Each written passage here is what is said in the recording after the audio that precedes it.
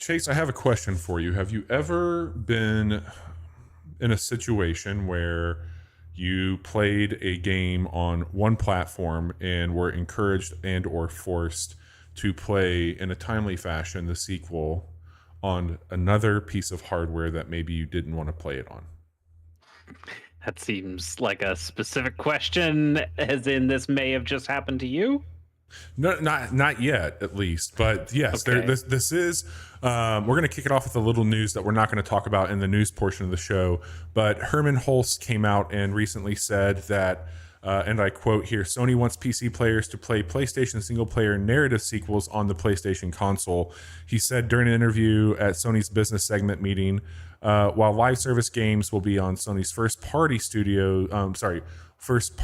studios will be released simultaneously on PC and console. That won't be the case for single-player narrative titles. According to the current PlayStation Studios has, as mentioned by Hulst in an interview, Sony wants to tempt PC players to purchase and play sequels to single-player narrative games on a PlayStation console. So basically, hey, you've played God of War. Ragnarok's over here on the PS5. Go play it there if you want to play it so bad.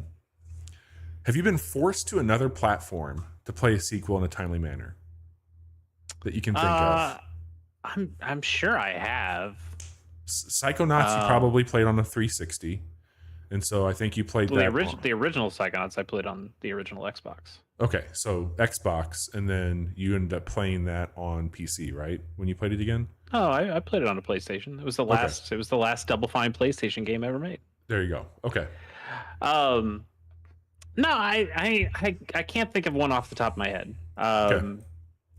I'm sure there's definitely been, like, knowing, hey, this game's going to come to this console. Maybe that's the console I go to. Like, I imagine, this is not for me, but I imagine there's somebody out there who the easy answer would be, oh yeah, Final Fantasy. Like, I was a Super Nintendo kid. I played Final Fantasy 6 or 3 or whatever the fuck you call it. And then I want to play 7. Where's the 7 coming on? Oh, well, that's on the PlayStation, son. And then it forces your hand on where to play something like that. But I can't think of one specifically for me on, like, oh, now I got to get that system because it has the sequel to a game I already played. It's got the juice. Yeah, I think it's just a real fucking stupid move.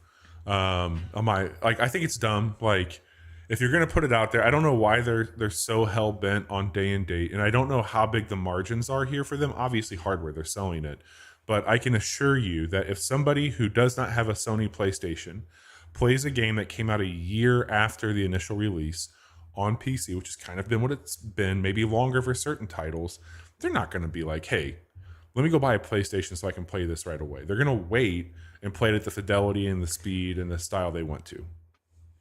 Maybe, I don't know. I mean, if you really dug God of War, and you're like, well, the next one's coming out and it's only going to be on this thing, and I've got to wait another year.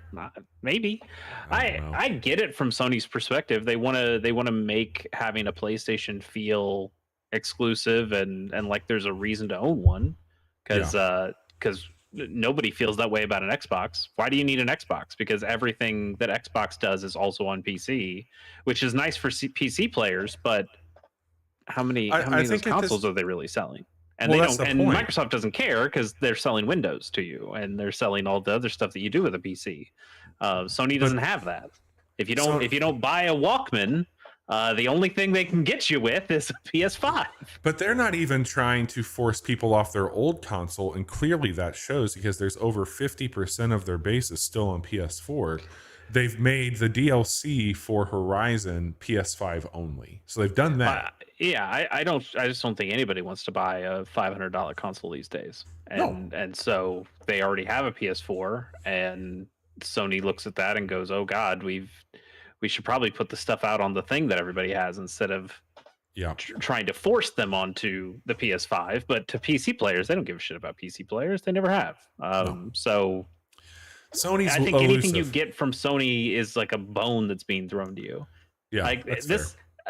I know you're a big PC player these days, but we would not be having this same argument when it comes to Nintendo. Like, you're not going like, oh, why isn't Nintendo putting the new Mario on PC? It's like, well, they just don't do that. Because they don't put any games on PC. But Sony, who is doing does, that, but they're still dipping their toe into it. They're figuring out what they want to do and what's profitable. I'm not saying it's good. I would rather all video games be playable everywhere. Yeah.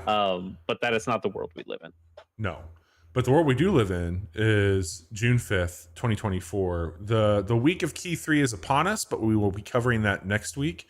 Tonight's episode, we're going to get into a few new games and some old games, and we're going to talk mostly tonight about a retrospective that was put out over on Polygon by Ollie Welsh, talking about Indie Game the Movie 12 years later. So we're going to talk a little bit about the movie and just indie games in general.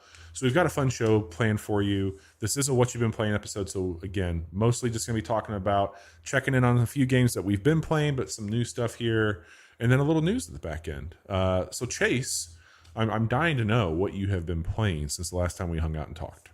Yeah, I've played a couple of games. Well, one I started Paper Mario and the Thousand Year Door, which... hell of a video game, Chase. Hey, game's good. Something we both knew. Game's very fucking good. I'll check on that really quick. Yeah, you're a little further than I am. I just got the first star. I think you're at the second. I have the second star. Okay. So I am on my way. I know where to go to get the third one, and I don't know how I'm going to get there quite yet, but I know where I have to go. Nice. Game continues to be good. seems like a really good game. It reminds me so much of the first game, which is the best compliment I could possibly give it. Because Absolutely. I love That's high. that first That's game high so much. fucking praise, man. Yeah. I'm glad you're liking it. We'll talk a lot about that game this year, I think. Yeah. But And cool. that's just kind of a relatively slow burn in the grand scheme of things. So we'll, yeah, like you said, we'll check in every once in a while. But then I played some new games, and by new games I mean old games. Love it. It's on brand. We spun a wheel. We spun a We wheel last week, 2 weeks We ago. did. We did. Yeah, and it landed on Virginia, which was a PlayStation game. It's on PC, not on the Switch, unfortunately. Probably could work just fine on the Switch, but it's just not there. I picked this up for my PlayStation. I think it was like $10, maybe. Yeah, that sounds about right. And played through it in a night. It's only two-ish hours long. Really, really quick. Really, I mean, there's nothing in that game that is difficult. There is no skill checks or anything. You are kind of just experiencing the narrative. I think that's really good. I think that's a really cool experience. There's a really, like, this game has no dialogue in it, correct? If I remember correctly. Right. Yeah. There's writing. You can read some stuff, but you see characters animate, but they don't actually say anything. Yeah. Yeah, this had a hell of a style, and I think it was, on brand for what we're talking about tonight. Kind of a disruptor for a minute there with some indie game. Like, it was an indie darling at the time it came out, I think. Came and went, definitely came and went. In the credits, they even shout out to the 30 Flights of Loving team, where you can definitely see some inspiration and some of the art style that goes into that.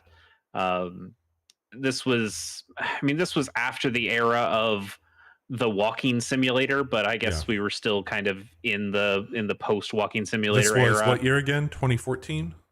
I think that's right. I'll look it up. I got it. But I think about games like the stuff like Dear Esther was like the big walking simulator game. I really liked Dear Esther. I think that was good.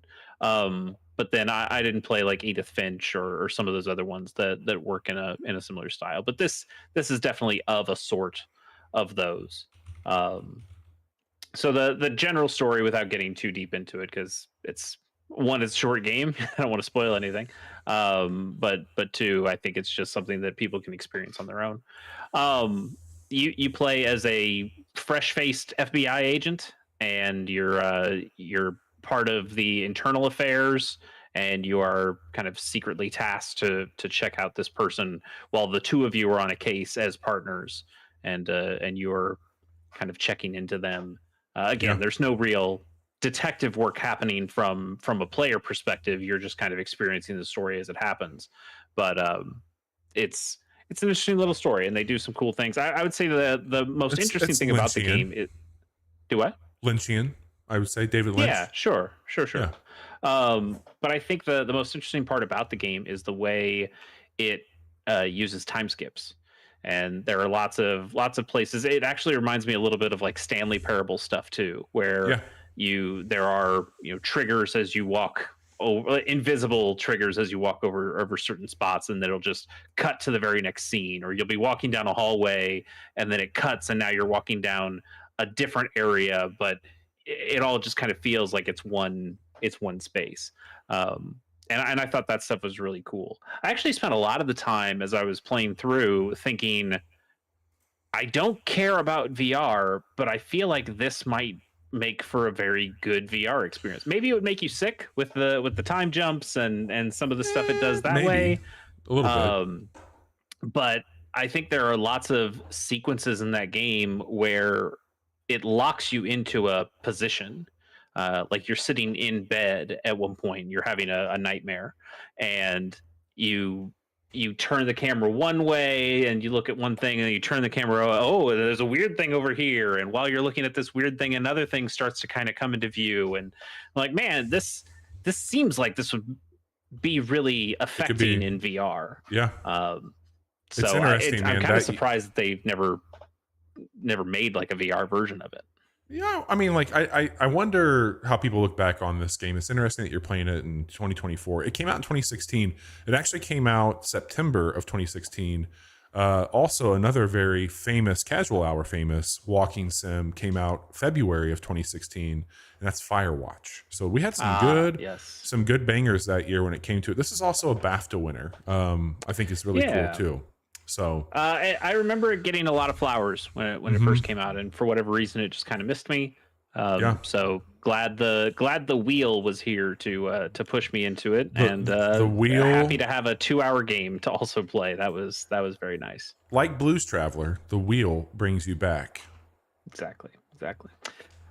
Yeah. So that was Virginia, and then I Certainly, played that's another. the only old game you've played. You're probably, let's get new, Chase. This, we are a cutting edge podcast. Yeah, totally right.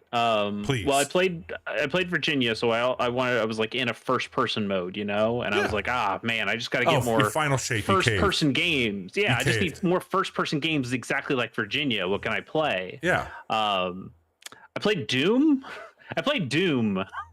Chase, Yeah.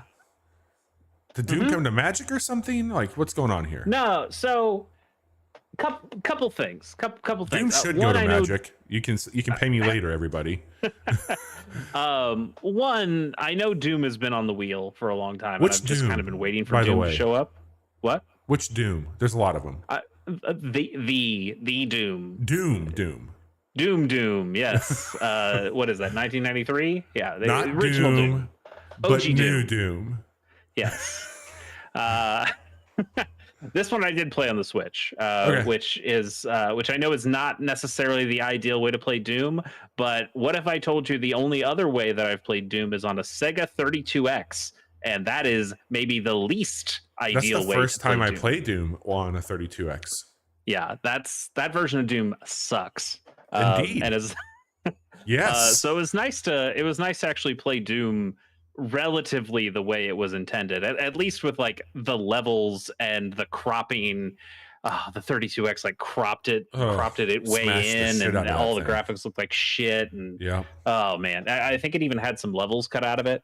So I got to play real ass regular Doom. And there were a couple of reasons for it. One of them is I know it's been on the wheel for a while, and I wanted to play it. I've kind of been hoping that it would hit on the wheel at some point, and it just hasn't. I've also been thinking about playing Star Wars Dark Forces for a while. We got a remaster, remake right? Come out. Yeah, or a remake, and not remaster. Yeah, we just had that remake, remaster, whichever one. And I was like, man, I could go for some Dark Forces, but I also just don't feel like I am allowed to play Dark Forces until I've played Doom. Like that's just Star Wars Doom, right? And I kind of want to experience more Doom before I move on to Dark Forces. So instead of buying a new video game, I just played the video game that I already had, Doom, which I think is only like $5, maybe even less than that. I mean, and you can play that thing pretty much on a fucking Apple Watch these days. Well, yeah, you can play it anywhere, even on a Switch. Yeah.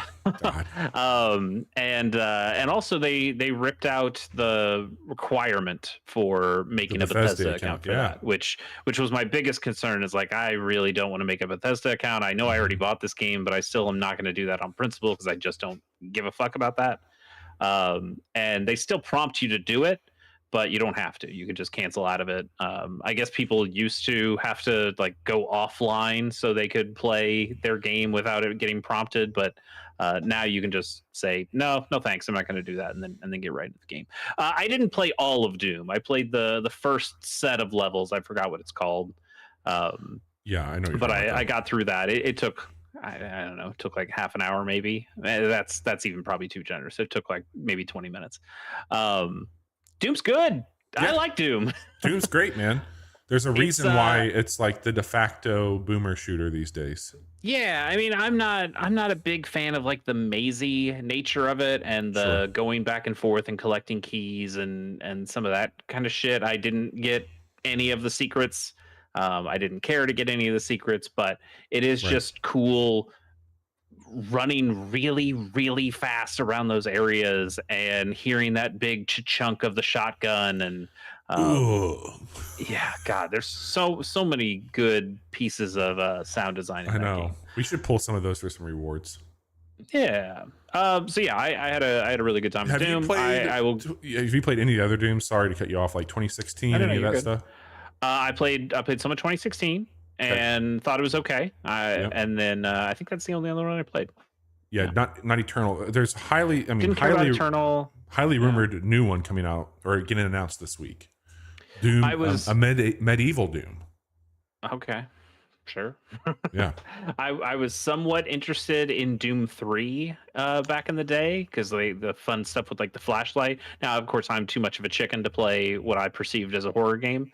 Fair. And it was like, oh, this game's really dark. But I liked the idea of the flashlight tech, and like choosing whether you hold the flashlight or whether you hold your gun. I thought that stuff was really interesting when it first came out. And then I think somebody modded it in, or maybe id modded it in later, where you could just have the flashlight on the gun. It's like that's a cop out. You don't need to do Did you watch Doom the movie?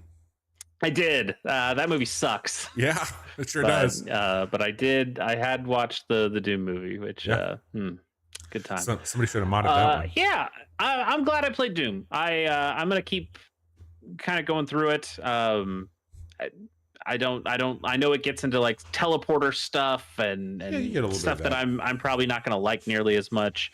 But you know, I wanna fire a BFG or whatever. BFG was a cool thing. But Doom, Look, Doom's good. man, hey, you are filling out gaps in your resume left and right between Paper Mario and now Doom. You are look at you go. I look forward to hearing how you land on that, and I wonder if it would ever change your perception of like a 2016 version or anything. Maybe, I mean, they're very different, but Maybe. I mean, I did not have a problem with 2016. I just kind of lost interest as it went in. I think it had some really cool design ideas. I like the idea of don't take cover, run up to enemies, rip them apart. That's how you get your health boosts and your armor and your ammo. I liked the loop stuff of, I use the chainsaw on this. I go and I use the glory kill on this. I shoot this thing. I gotta always keep moving. I think that's really cool, and it makes you feel like old Doom, especially compared to like the kind of Gears of War stuff of taking cover and shooting over cover and hiding back into it. And so I really appreciate what 2016 Doom did for revitalizing that. And then I know Eternal was met with some mixed reactions in the way that they kind of continued on implementing stuff from that. But I would put a game on your list for me. Put Turbo Overkill on the wheel. It is probably one of the best one of those since, like, I mean, it's very much influenced by Doom, the original Doom. Yeah. But it's got some perfect dark in it where like all your weapons have alt fire. It's got a great movement to it. Really cool modern. I feel like I've seen this before. It was one of the most slept on shooters of last year, I think. But put that on your list. That's worth checking out. I think it might be on more than PC, and if it is, you should certainly maybe bounce. I think it'd be cool to go from Doom as you're playing it to a modern interpretation of Doom. Sure. Shooter. It's 30% off right now. Yeah, it's a cool one. So that is Chase finished Virginia from his spin the wheel list from our preview episode, and he's kicked off Doom on the Switch. He also started playing Paper Mario, and he thinks that's a good video game. So some cool updates from a cool dude. And I will kick off my segment here with a quick check-in on V Rising and the shameless plug to tune in on Friday night to watch more of that. I am well on my way into Act 3 now. I have taken out a few, I think 4 bosses in Act 3. I've had to rearrange some of the stuff on the castle, and I've built out a proper living quarters.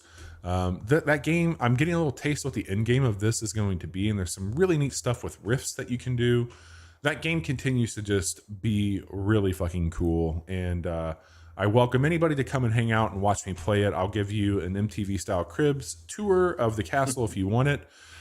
But yeah, man, it is neat. There's a little bit of the Mega Man, like you get a little bit of something from the enemy type, and they've introduced 2 bosses that you won't, they're not really a threat, but you have to chase them through an environment that's pretty threatening, and those have been fun. So I'm having a good time with it, upgrading gear, and looking forward to playing more and showing more. I wonder how blown away Pierce would be if he came back and saw it, because he and I both played about the same amount, and I have gone Yeah. deep into it.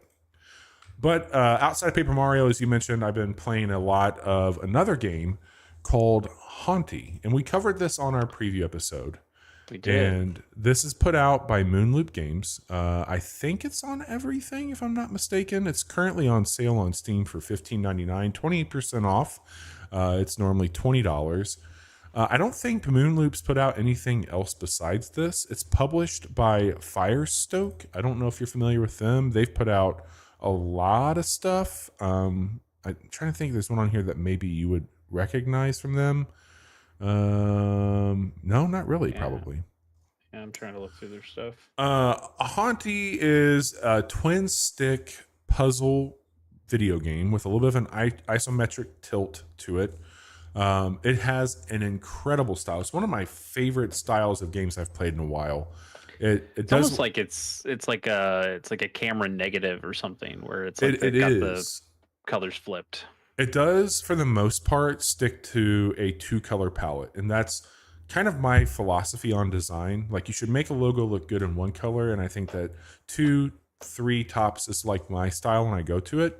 But the negative cutout that they do here is just phenomenal. So you are playing a ghost character, and the game starts with you trying to ascend out of this haunted realm, and you immediately are chained back down to it, and there's things that you need to discover from your life, I think, in order to ascend through it. So you are finding there's a few parts of a map that each one has these stars that you can pick up in it. So like one might be like, you can find 7 stars here, and you find those by going down a trail and possessing a tree, for example, and going up and shaking the tree. And that's the whole mechanic here. You can shoot, but you can also use that mechanic to possess items. And those items are varying from, you can possess enemies and get their abilities. So it's got a little bit of I don't know, what's another, like Kirby in a way.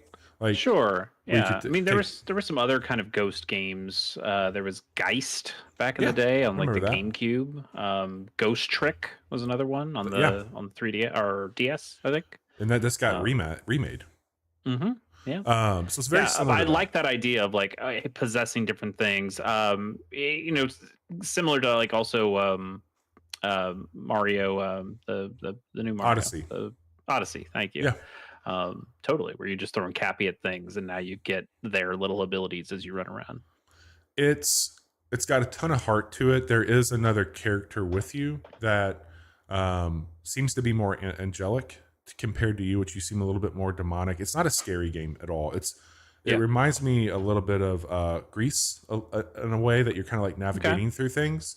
I think the tone of this game would just really hit hard for you, Chase. Like, it's a fantastic, like, it's got some Limbo vibes to it in a way, but not nearly as dark and damning as that. It feels great to play, and when you collect these stars, you go back to this platform where you go up and you're placing the stars into constellations. And when you do this, that is how you unlock a story beat for who you were. And so it's really cool. You get cutscenes with that.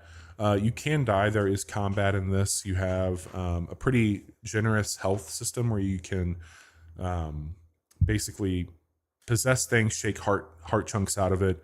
There's 3 things that you're upgrading. You're upgrading your health. You're upgrading your essence, which is how long you can be shooting, because there's like a little bit of a timer. You have to possess something with so much before you can consume it and go into it.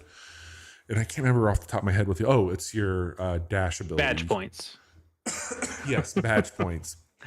But so far, I was like, oh, that game looks cool. Like, I think I just want to check it out visually because I think it's got a really neat style to it. But the more I play it, the more it's just like, this is a really special game. It's on Game Pass. That's how I'm playing it on PC. I've played it in handheld and really liked it there on my Ally. But man, it is so good, Chase. And you should check it out. It seems cool. Excuse me. I mean, there aren't that many games out that I want to play right now, so you know. Well, there might be a whole lot more after the weekend too. Who knows? That's true. That's true. But yeah, just $20. It looks like. So, yeah, 20 bucks. I've been taking a lot of screenshots of it. We'll show off some of those at the end of the year. But that's Hauntii from Moonloop Games. I know it's on Xbox. It sounds like it's on the Switch. It's on Steam right now. Very positive on Steam, by the way. It came out May 23rd. So get in there and check it out. It's really, really special. Well, Chase, we talked offline about our news segment this week. And I can't remember when it was, but I sent a message to you and Johnny about this Polygon article talking about indie game 12 years later. And it's weird to kind of have a retrospective on indie game already, but yeah, I think that led to you and I thinking like, hey, let's talk a little bit about it.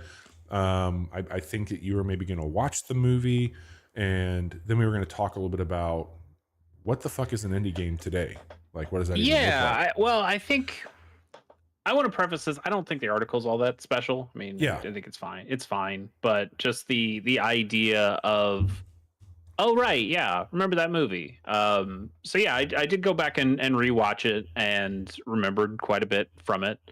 I think I mixed up some of the stuff, or like had conflated it with the Minecraft documentary too. Oh, okay.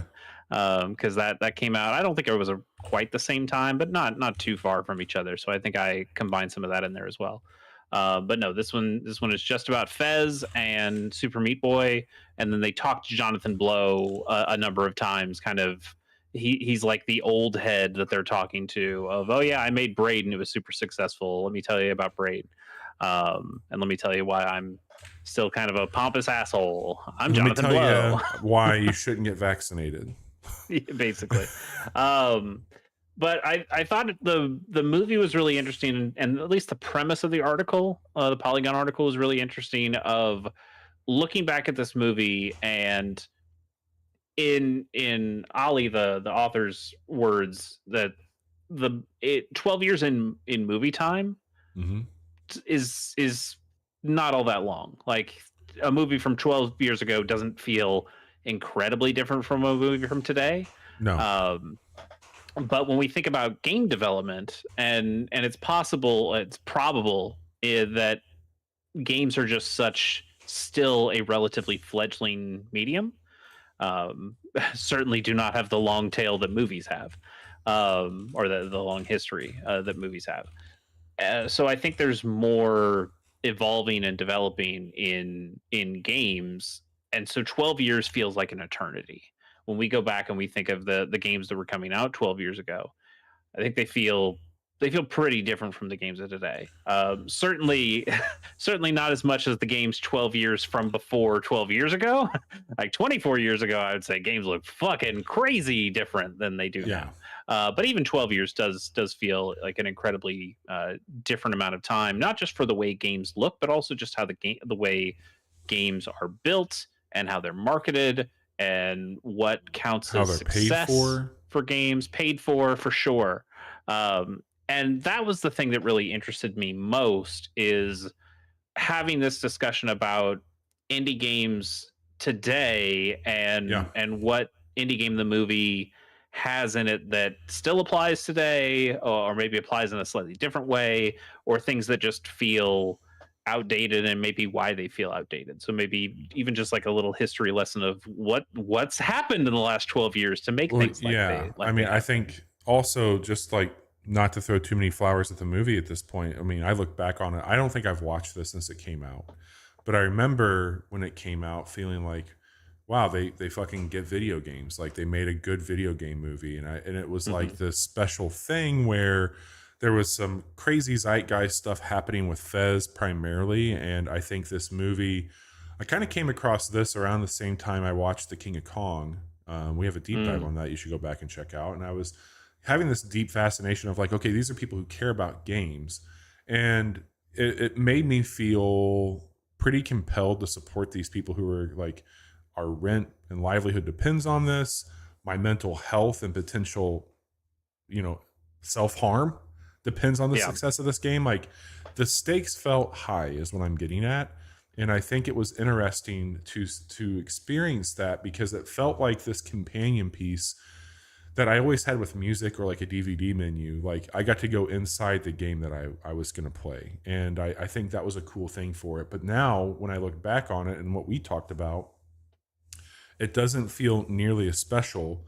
And I think even one of the other pieces, I'm just looking at your notes here, if it was even in here, I feel there's a big ass thing that kind of happened around the same time of this movie, almost right around the same time. And that was the mobile domination, like the App Store, and like what that looked like to indies. Like that's a huge thing that completely changed it up. Yeah, I mean, if I want to put on my Cynic hat, which is generally always on, you know me, Do you I've take always it got off? that hat on. I barely do take it off, yeah, to shower and other things like that. But when I look at this movie with a relatively cynical lens, I think, okay, there is some drama that these games might not do well, but also they seem pretty safe bets. Like Oh yeah, Macmillan had made plenty of Flash games that people were excited about. Super Meat Boy had already been a Flash game that had been extremely popular. sure, So a home version or like a completed version. They don't even talk about the original like Flash version of Super Meat Boy in this movie, and so like that one feels like a safe bet to me, I guess. And then Fez is something that you can just look at Fez and know that it's special already based on the stuff that they showed. totally. Um, but like that game had been in development so long Oh and yeah. been talked about for so long that one also felt like a safe bet that it's not going to implode, I guess. I mean, maybe Phil Fish will implode, but the game itself, if it ever comes out, was going to do okay. And honestly, they didn't have to care because this movie finished before the game actually was Well, finished. and that's So true. it didn't And matter. I think that like to that point though, this is gonna sound shitty of me, but like really I didn't humanize developers a whole lot at that point in my life. Like I was just Yeah, like, give me my game. But that was a moment in time for, it's kind of a watershed moment where it's just like, oh, these are human beings. Like you got to see the raw side, and maybe too raw, of game making. sure. And I don't really at that point in my life recall a lot of other places outside of like something you see on a forum or a website. There wasn't anything that's commercially like shining a light on game development at the time, in my You'd get opinion. interviews every Yeah. once in a while. Like, okay, somebody would talk to somebody at E3 or something. They wouldn't be on the stage or whatever, but maybe somebody from GameSpot or G4 would go around and they'd talk to somebody and show off a little bit of the game and talk to the guy, and you go, oh yeah, I kind of remember that guy from this other thing that he did. But yeah, like going back to the cynical stuff though, like this is also the game, or this movie hinges so much on Xbox in a way that feels very weird. Even the article mentions this. It was like they mentioned Steam once Yeah. relatively early in the movie, and then it just doesn't matter. Like Oh yeah. Steam doesn't matter to anybody because it's all about how many how many XBLA sales did you get Yeah. I mean, for this, and Phil to Fish is playing with the Xbox of like, oh, the Xbox version's not working, and you're like, yeah, I mean, not to say that these are unimportant things, but the Xbox as a platform feels I mean, it's more democratized the way games work oh right now, and I would say PC is so much more important than any individual one platform, just based on the amount of players and the amount of self-publishing we've gotten as the years have gone on. So the it quote from the feels a little article bit weird. says, it's funny to see the developers wielding 360 controllers and discussing the Xbox Live Arcade marketplace as the be all end all of indie game distribution. Steam is only briefly discussed. Not much mention is made of mobile app stores, and PlayStation and Nintendo aren't even in the conversation. And I Yeah. would argue, like from a console perspective, which is weird for them, Nintendo is, in my opinion, on the console front, leading the charge on indies. Like there's a lot of shovelware on the These Switch, days, yeah. but Hmm. I think the Switch is before I got my PC. Like that's where I was like, oh, I'm putting my indie games on the Switch.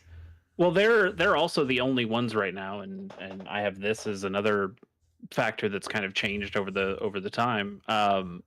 They're the only ones having a dedicated indie show these days of the Correct. three console makers. Sony used to have PlayStation indies we're going to talk about every E3. We've got a whole section for them. We're going to bring up these people and show how cool they are. The Vita was like we've talked about the Vita and the Switch before, but like the Vita was the proto Switch in that way, especially Yeah. for indie games. Of you could just put all your stuff out there, and it was a cool platform that everybody loved, and that's where a lot of indie games did extremely well. And then the Switch came in and we're like, well, we'll be that console now. Don't worry about it. We've got it handled. Yeah, we're good. And then Sony just gave up on handheld gaming. So that's just kind of where that went. But yeah, it's really interesting that at the beginning of the movie, like the emotional crux that they kind of tease you with is, oh God, our game didn't make the front page of the Xbox. I mean, they're not using blades anymore, but I still want to call them blades. It's like, we're not on the blade. What happened? I'm gonna go nuts. And then they kind of go backwards and tell the story up to that point, and you're like, it feels. I'm sure that still matters to get on the front page of one of these console storefronts, but it just I don't think that is the be all end all these days. I could be wrong. I'm not a game developer. So maybe those things matter a lot. I think there's a spike. Somebody was talking about what it requires to be there financially on Steam. But we were talking before the show about Digital Cyber Cherries, who just put out Hypercharge Unboxed, and that dev was talking about like being on the charts and what that was doing for them in this like really heartfelt emotional thanks that he sent out, which that game looks really cool, by the way. It's cross-platform, just came out. It's a action figure toy store shooter. Check it out. But all that to be said, I do agree, like what Xbox 360 had in its hand, like God, this can go into a whole other conversation. Like if you think about the power that console had on this, and like being a destination from publishing to Summer of Arcade was the most important thing you could possibly be at one point, and that is why games like Braid, that is why what's the Metroidvania that was done by Chair? That's not Castle Crashers. No, I mean Castle Crashers was also a big one. I forget, it was written by a guy who sucks. That's all I remember. Fair. Yeah. Fair. That doesn't narrow it down, does it? No, that's. I mean, but yeah, like Summer of Arcade and XBLA was huge, and then like to your point, they just kind of lost it. They lost it for sure. And there's other things that I think kind of came out about this too. Is that these developers, they found other ways to publish, either self-publish or crowdsourcing. I think that's a big one. You've kickstarted a handful of games at this point in time. I mean, it's kind of interesting. This movie was kickstarted. Yeah. So there is some precedent to kickstarted stuff. Like games, maybe not as much were kickstarted in these days. I mean, that's not entirely true. FTL was kickstarted in 2012-ish, I think. Yeah. So you had some popular games. We didn't get to like Double Fine Adventure until later, and that's what really led to the big splash of crowdfunding stuff. And also, interestingly, the most spiritual sequel to Indie Game the Movie possible is the two Double Fine documentaries for Broken Age, Double Fine Adventure, and then the other one being Psychonauts 2. And those are much more ambitious projects in that they go over a very long period of time. They're there from the start to the very end. They are giant multi-part pieces. But those two documentaries feel more involved. Like those feel like more for the people who care. Where Indie Game the Movie was, hey, we're going to show this at Sundance. Like, yes, we're going to talk about video games. We're going to talk about them more authentically, but we also know that we're talking to a mainstream audience here, and we're going to kind of. This is again my opinion here, but I feel like it's like we're going to gin up the drama that they didn't get on the front page of the Xbox store, and how that's the most important thing ever. Whereas I feel like the Double Fine stuff felt a little bit more authentic in terms of here are the business realities we deal with. Here's how we deal with difficult employees. Here's Mhm. how we decide on we push to get this feature in, and now we are looking at it and we go, we don't think this feature works, but we spent so much time on it. Do we keep pushing to try to get into a better place, or do we cut our losses now? And I think that kind of more nuts and bolts, nitty gritty stuff about game development is, it just makes it more ambitious than what Indie Game the Movie was doing. But we also see things like No Clip. We see things that Drew Scanlon has done in terms of documentary stuff with games. Um, we see a lot of that stuff. I tried to watch there's a documentary from one of the MinMax guys Mhm. that just came out over the weekend. It was about the Kobe Soft, who's making an indie game that I am so fucking excited for, Dome King Oh, cool. Cabbage. That game is going to be a fucking fever dream, and I wanted to see so much more about it. Um, but also I started watching that documentary. I just think it sucks. I couldn't stand the guy who was making it, and it was Sure. shot in a way where he had to be in every scene. And I was like, yeah, maybe this isn't for me. You But I really wanted to watch that. It's like, oh, I just watched Indie Game Movie. I should watch this, and now I can really compare. Like, here are these sure. two video game documentary things, and I was like, man, I just do not like what this other guy's doing, so I can't finish it. I Sorry. want to touch on one thing really quick too. Kind of while we're talking about the front page of the XBLA and all that Yeah, stuff. I think discoverability is a real hardship still. And I think that sure. like even with the saturation, and we haven't talked a lot about itch. I mean, itch is probably like the indie darling platform at this point. But Yeah, but even Itch has problems with no, that's discoverability. my Like, point. Like none of these do a great job. Everything's so algorithm driven, and I know that you and I both put in our notes separately how much that's influenced now by streamer culture, and you kind of live and die by people giving like it doesn't take a lot for one person to come in and crush it. I saw another like there's a girl that had been working on I'm gonna be kind of harsh here, man. It looked pretty generic from like a wholesome standpoint. You play as a witch, you're collecting things. They put a lot of work into it, but it looked like it wasn't anything earth shattering. mhm. There was this plan, like this woman focused development studio was going to put this game out on Steam on like International Women's Day and have this big celebration of it. They've been working on it. They picked the perfect date. The same fucking day that this happened, EA brought a lot of their old games over to Steam for the first time as like this package deal. But the way it Mm, worked is it was treating each game in that package as an individual entry, sure. and it completely buried their new and trending with all the EA stuff. And so on this day, she put this huge rant on TikTok about fuck EA. Not she didn't say it that way, but how shitty it was and how her dreams ruined that she's dedicated a decade to. And I think that's the point here is that you still get buried no matter how hard you work at something. Nobody at Valve is going to be like, "Oh, that really sucks for them. Let's give them a boost." They're not going to do that. Yeah.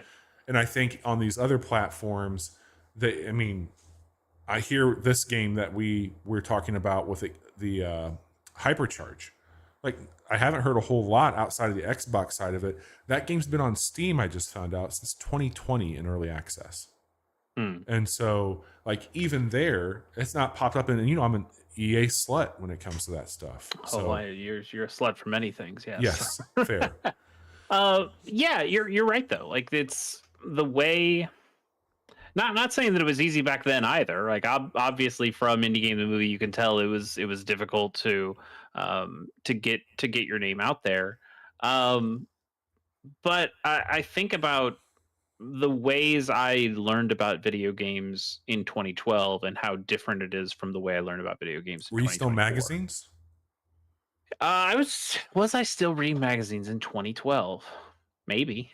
I, Maybe. I I know I was because I was a GameStop Pro member, and you had Game Yeah. Informer with that. Like I don't know how Yeah. much. I know I got them.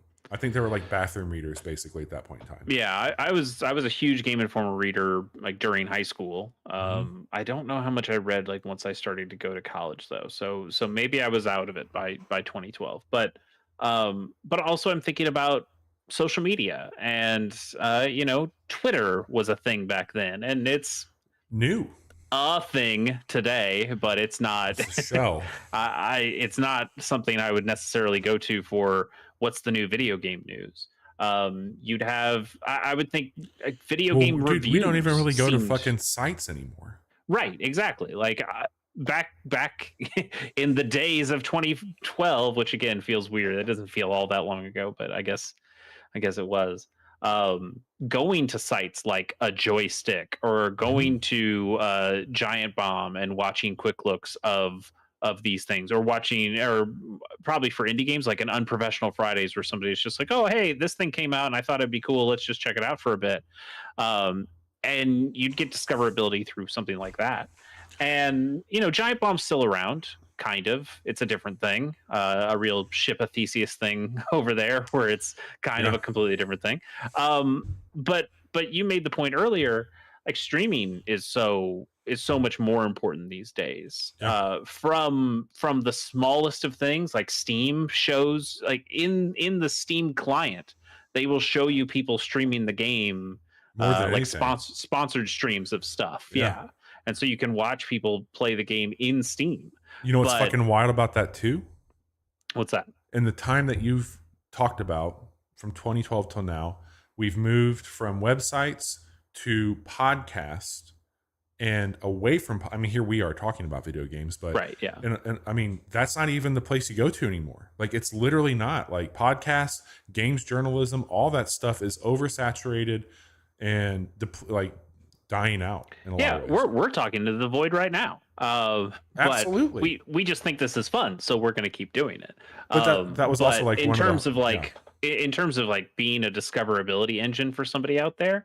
That doesn't necessarily happen with us. Maybe we have a couple friends who listen to the show who go, "Oh, I played that game on your recommendation," but it's certainly not the norm for some of these. But then I think of a game like Among Us, which came and went, and it wasn't until a big streamer picked it up that it became mega popular again. Oh yeah.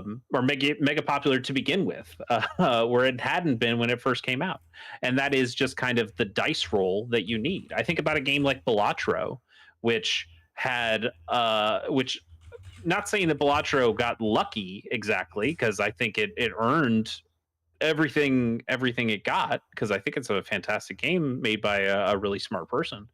But you can't discount the fact that a couple of influential people saw that game and said, this looks really cool, I need to tell some other people about it. And that's what got the snowball rolling. It's interesting too, like thinking about the movie and the time period. November of 2011, I'm pretty sure, is when Minecraft launched. And you think about like a gargantuan in the industry for that. At the time, though, it really wasn't. Like, it was a really weird thing for folks. It was a slow burn, yeah. Yeah, like, it's just weird that these three things that we're talking about with Indie Game the Movie, and this is no disrespect to them, but like, look at Minecraft today in comparison at the same time. Like, it's just weird that these three things were picked, and maybe they're picked more for the personalities making them. Who knows? But I think ultimately, well, also there was another Minecraft documentary out there, so I feel like they were getting covered anyway. Yeah. But to your point though, what's interesting though, and this is one of the notes I have here, is like from 2012 to now, I think about kind of this is overstating it a little bit, but like the death of the indie auteur. Mm-hmm. Who are we holding up on a pedestal these days, who we weren't already holding up on a pedestal back then? Like, Jonathan Blow is still a figure in games and indie games right now. I mean, he came out with The Witness, which was popular, divisive, but popular. And then Braid just got its remaster thing. So he's still relatively in the news. Edmund McMullen and Tommy, I forgot his last name. They split up, and Edmund went on to do Binding of Isaac, which became mega popular. Yeah. And he's been working on some other things, like some card game stuff and some other video games as well. Phil Fish disappeared. He's like, I kind of had like a breakdown at some point, and then just after Fez is like, I'm not doing this anymore, and we haven't really seen him. I hope he's doing okay, Yeah, but he's just completely gotten out of things. We're talking about Minecraft. Notch fucked off. as um, he should have. so who are we really pointing to these I mean, days as like the people? I know like you and I like James from Ground Shatter, but James is not a household name in the way that some of those other guys were. no, I mean, Uh, is it? Uh, I mean, I think more these days, like if there's a game that's put out or published by Annapurna or Devolver, there's a strong possibility from an indie perspective, I'm going to jive with it pretty well. it's more company driven, yeah. Yeah, These days, it's yeah, it's more democratized. Even I think it's even mentioned in the article to kind of go full circle to the article. Supergiant is yeah. like, yeah, Greg Kasavin's there, and we kind of know Greg Kasavin from the GameSpot days and because of Giant Bomb, and they had like a mini documentary they filmed themselves because Giant Bomb sent him a camera when it came to Bastion. But Greg Kasavin is not Supergiant. Supergiant is a more all encompassing thing, and they are still going strong. And again, kind of Ship of Theseus style, we don't know what pieces have been replaced in that because it's a company, but they have brought a culture over which feels bigger as like an entity than any one singular person. And we Would just don't you? get that so much from indie games these days. I He would think. doesn't I'm sure there make are the examples out there. games, but a name that popped in my head for some strange reason was Ben Prenti. From a music standpoint, like Yeah, I feel sure. like he's kind of put his DNA on some of these indie games, and he's the go-to for some of that stuff. But Yeah, ultimately, Jim Guthrie, another one, also did the music for Indie Game the movie. yeah, But right, he did Super Brothers Sword and Sorcery yeah, and some other games as well. Like there's yeah, you get like some rock starish people, but I don't think I not don't think any, you're getting the auteurs exactly. Like no, I know the guys behind Subset Games, but that's because I really like FTL and I really like Into the Breach. I'm going to learn more about those guys. But again, similar to James from Ground Shadow, I don't think those guys who's to kind of prove my point, I don't even remember their names at the Well, moment. dude, Uh, the other thing I'll call out here on my notes, and I know we'll be wrapping up here shortly, but this past year, I mean, this year we had the Triple I showcase.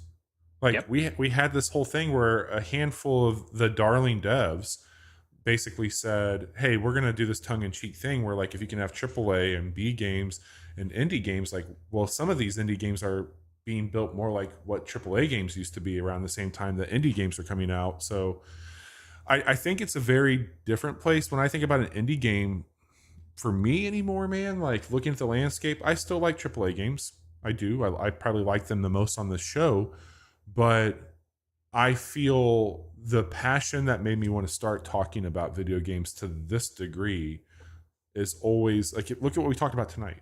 I mean, we talked about Doom, of course. We talked about Virginia, which was a very indie game. We talked about Hauntii, another indie game. I enjoy those games because I think that they still have the heart. Like indie games still have the heart, in my And often opinion. they take risks that you're not Yeah, going to see in AAA games because they have to. This is, again, a line from Indie Game the movie that unfortunately Jonathan Blow said, and I have to agree with something Jonathan Blow said, which makes me feel bad. I don't like doing that. But like with larger companies, they're going to sand off all the rough edges, yeah, and indie games are allowed to leave some of those in, not just because they're rougher, but intentionally to try to scratch at something more yeah, interesting, yeah, um and take bigger swings and push things forward, and maybe some of those concepts are things that trickle up to AAA games where they can see success from, something like an Into the Breach, and then they go, oh, well, what if we tried doing something to that effect and we do it in our bigger game. um yeah, I it's just a much different landscape now. I mean, you mentioned the Triple I thing. You mentioned the Wholesome Direct yeah. briefly earlier, and I think that is also a discoverability thing these days. That you have people banding together in some of these ways. We're about to see it with Day of the Devs coming right after. the Summer Yep. Games Fest. And that is a time that you'll see a lot of indie games, new and old, at a show like that. So I think it's a lot more about community and helping each other, which probably a better system And than before. Um, but also you certainly do have the darker side where there are definitely pay for play kind of streamer people out there of like, okay, you want me to play your game, give me yeah, follow for 10K or follow. whatever, and Yeah. yeah, like I'll stream it to my followers, and it's sponsored content, or maybe it's under the table sponsored content. Yeah.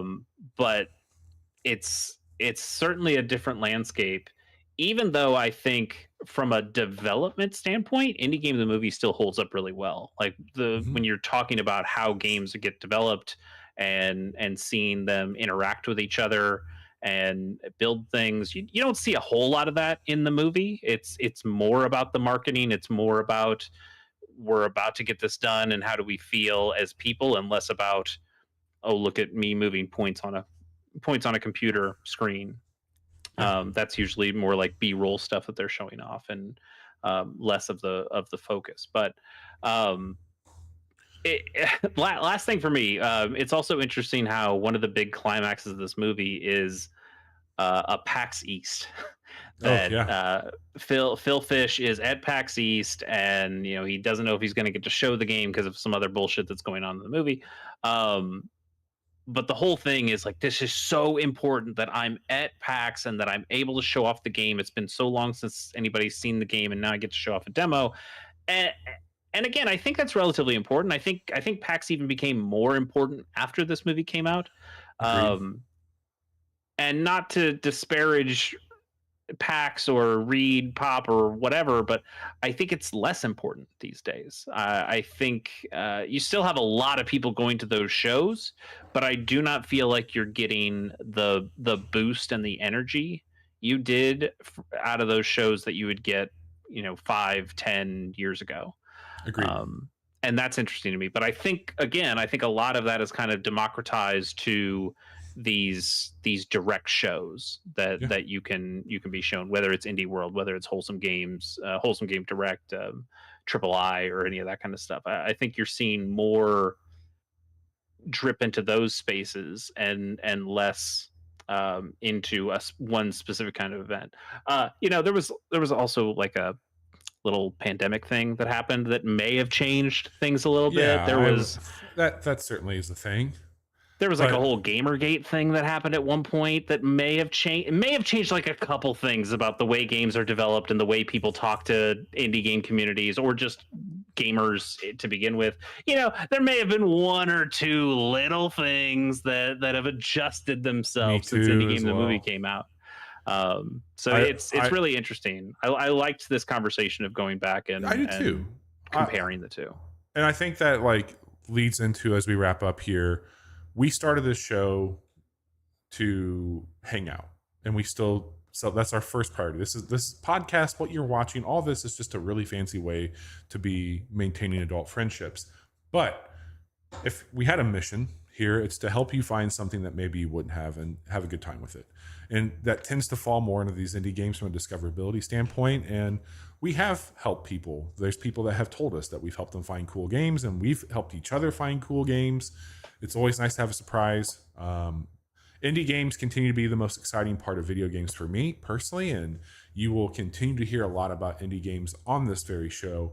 And if you want to hear more about what we're doing, well, we got a spot to tell you about that. It's right here, the end of the show. We had played a brand new indie game on Monday called Zillions. It was a lot of fun. You can follow along with all of our antics right there in chat. Tonight, we told you about indie games and the impact they once had and what they might still have. And as I teased, it's hard to call it an indie game, but I think it kind of is an indie game. V Rising on Friday night. I think it counts. And we're going to see a lot of indie games hopefully this week between all the various outputs. So fingers crossed. Fingers crossed for sure. We'll be back next week to cover that for you. But there's also some fun stuff happening between our production here, and that's all from Chase and what he puts out. Chase, what do you got for the fine folks watching and listening to us? Sure. Well, I've got a YouTube channel. It's called Chasey K Plays, where I play video games that interest me, or other games that were on the wheel, like Advance Wars 2, Black Hole Rising, which was on the wheel like a couple months ago. And Yeah. I thought it would be the best way to play that game would be doing it on the YouTube channel. So I've got a show called Black Hole Sun, where I'm playing through Advance Wars 2, Black Hole Rising as part of the Advance Wars 1+2 Reboot Camp version on the Switch. It's been going okay so far, but you can check out episode 5 that just went out today. Go to Chasey K Plays on YouTube and find that there. And then I've got another podcast I do with our good friend Pierce Porshane. It's called Pilot Program, where we watch the first episode of every television show ever made. Our last episode was on Freaks and Geeks, which was a really cool show to go back and experience again. And we had our first guest on, and that was their first time really watching Freaks and Geeks. So it was cool to have a new perspective versus our Pierce and I had seen the show before, but revisiting it and kind of remembering stuff about it. That was a cool conversation. Our next episode of that is going to be on the new Fallout show, which we will have some more guests on. In fact, Bobby Pease is going to be one of those guests, so look forward to that. That should be recording next week, I believe. I think that's recording next week. Yeah. So then I'll try to get that edited and posted, in the next couple weeks or so. So we'll see about that. But you can go to shows.acast.com/pilotprogram and check out all of the shows that we've done so far for Pilot Program. Right on. Well, this has been a ton of fun.